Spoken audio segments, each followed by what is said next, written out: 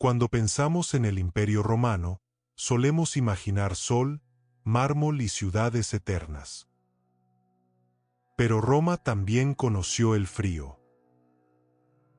Inviernos largos, húmedos y duros, sin calefacción moderna, sin cristales aislantes y sin ropa térmica. Desde las nieblas de Britania hasta las montañas de Dacia, millones de personas afrontaban cada año la misma pregunta: ¿cómo sobrevivir al invierno? Este es el invierno del Imperio Romano, tal como fue vivido por ricos y por pobres. El imperio se extendía por 3 continentes y no todos los inviernos eran iguales. En Italia, el frío era húmedo y persistente. En Hispania y el norte de África, más suave. Pero en las provincias del norte, el invierno era un enemigo real.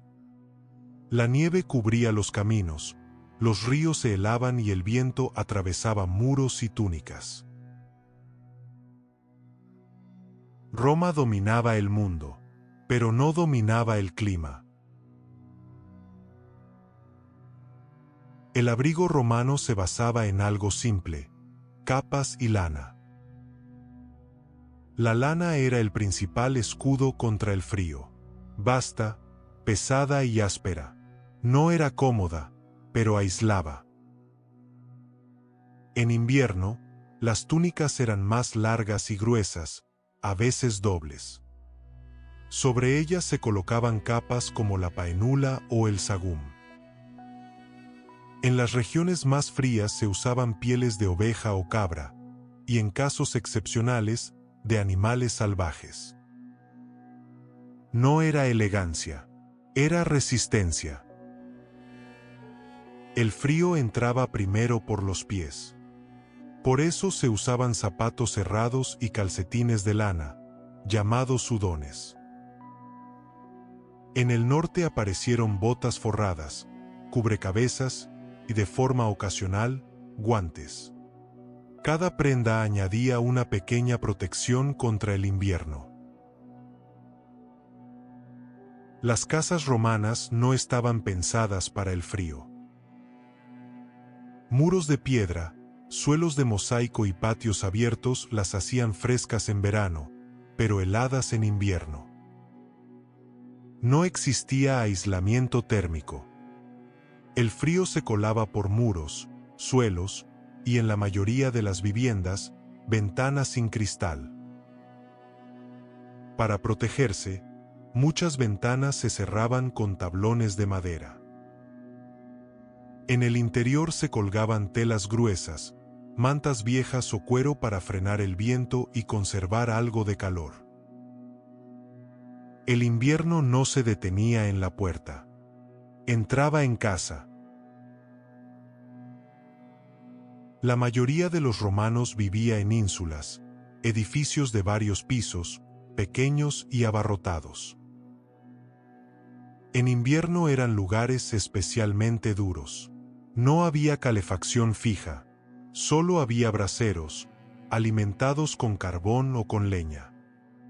Calentaban, pero también eran peligrosos. El humo intoxicaba y los incendios eran frecuentes. Cada invierno, muchas personas morían mientras intentaban protegerse del frío. Dormir en invierno era una prueba de resistencia. Camas simples de madera, colchones de paja o lana y varias mantas.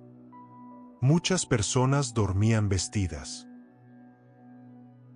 Las familias se acostaban juntas, no por costumbre, sino para compartir calor.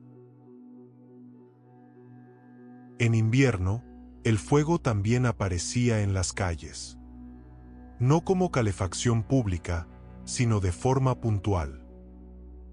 En tabernas, mercados, talleres y puestos de guardia, pequeños braseros ayudaban a trabajadores y clientes a entrar en calor. Pero el fuego era temido. En ciudades densas, el riesgo de incendio era constante. Por eso, su uso estaba limitado y vigilado. Para muchos romanos, había un lugar donde el invierno parecía desaparecer por unas horas: las termas.